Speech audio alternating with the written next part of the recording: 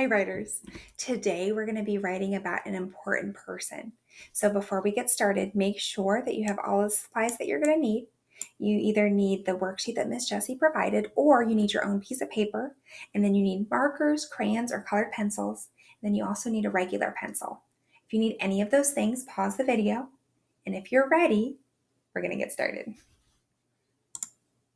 All right, so the first thing we do is we come up with our writing goal. So how many sentences do you want to write? 4, 5, 7, 8, 12. Go ahead and think about your goal and then write it on your paper and circle it. That's getting our brains, just kind of reminding our brains how many sentences that we want to write. And then we're going to describe an important person. Now, this can be an important person to the world, like Gandhi, Amelia Earhart, Abraham Lincoln, Martin Luther King Jr., or it can be an important person to you. So it can be your mom, your grandma, your grandpa, your dad, your uncle, a teacher. So it can be somebody that's important to you or somebody that's important to the world. Now, I'm going to get out some crayons and draw a picture of that important person. That's getting our brains thinking about them. So go ahead and click the pause button. Once your picture is drawn, then click play and we'll continue. All right, you have your picture. You're ready to go. Now, you need to come up with your introduction sentence. This is introducing your important person. So, who is an important person? My mom is an important person. Martin Luther King Jr. is an important person. Go ahead and write your introduction sentence. Click that play button once you're ready. So here's mine. Nelson Mandela is an important person. Okay, I indented at the beginning. Now, who is Nelson Mandela? You might be wondering. So Nelson Mandela was the first Black president of South Africa. This is a really big deal.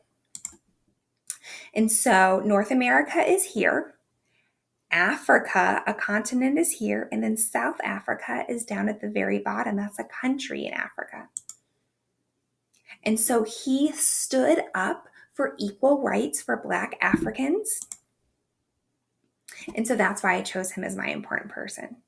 And so what you're going to do is we're going to be writing information in our bubble map about our important person. So first, write your important person in the middle of your paper.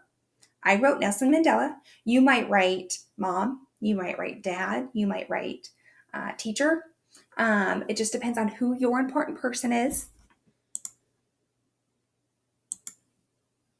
Circle it. And then think about ways to describe them. Was your important person caring, brave? Did they help others? Did they speak out? Then go ahead and write that down on your paper. So I wrote spoke out. You might write caring. You might write loving. You might write kind. You might write brave. Circle it. And then draw a line to connect it. We're thinking about another word to describe our person. We're writing it. We're circling it. Then we're drawing a line to connect it. And we're going to keep doing this. You can describe your person in as many ways as you want. And then you're always going to write it, circle it, and draw a line to connect it. So I'll leave this word bank up for you if you want to pause the video now. Or you can also pause the video here where you can see what the bubble map is going to look like. All right, so now we're going to do some jumping jacks. So we're going to start to write our paragraph. Are you ready? Jumping jacks, count by threes. Count to 21. Ready, go. 3, 6, 9, 12, 15, 18, 21. High five. Awesome.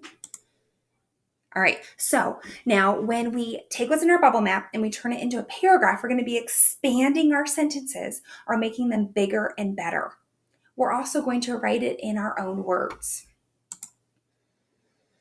Now, what does it look like to expand it? To expand it, what we're doing is we're adding details. So if I wrote the word soft, expand it, it is soft.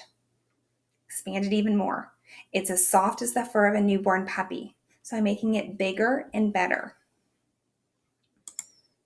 write it in my own words. So if you take what's in a book or what's on the internet and you just copy it down word for word, that's called plagiarism. You can get in big trouble for plagiarism. You want to write it in your own words. I want to know what you know. I don't want to know what the book knows, right? So I did some research and I was researching the beluga whale, and it says the beluga whale is the biggest animal in the ocean. It eats krill. Now, I can't write that down, but I could write it in my own words. So, beluga whales are really big. They're actually the biggest animal in the ocean. Even though it's the biggest, it eats krill, which is really small. Took the piece of information and I wrote it in my own words. So, spoke up. Nelson Mandela is an important person. He spoke up for equal rights. I'm expanding it. I'm making it bigger and better. Brave. He was also brave. I'm using one of those transitional words also. Perseverance. Love that word. Also, he had perseverance. So go ahead and write your supporting sentences using your bubble map. When you're ready to write your ending sentence, click that play button. All right, it's time to write our ending sentence. So this is going to wrap up what we wrote. And so I wrote, that's why he was important. And I would probably even go a step further to say that's why Nelson Mandela is an important person. And so it's going to be really similar to your introduction sentence. So if you need help with your ending sentence, read your introduction sentence, and that's going to help you come up with an ending sentence. So click that pause button, go ahead and write your ending sentence, and when you're ready, click play. You did it. You did it. Oh, yeah, yeah, yeah. All right, we wrote our paragraph. Awesome. Get out that magnifying glass. I want you to look for capital letters at the beginning of each sentence. If you don't have a capital letter, go ahead and erase and make sure that a capital letter is at the beginning. Make sure you see periods at the end or any other kinds of punctuation. So it could be an period, question mark, or an exclamation mark at the end. Finger spaces. Make sure you have finger spaces in your words. You don't want to just see a big line of words because then it just looks like one big word and nobody can read that. So finger spaces. If you need to fix anything, go ahead and fix it. Think, is it neat? If I gave this to somebody to read right now, would they be able to read it? If not, erase some of it and write it again. You did it.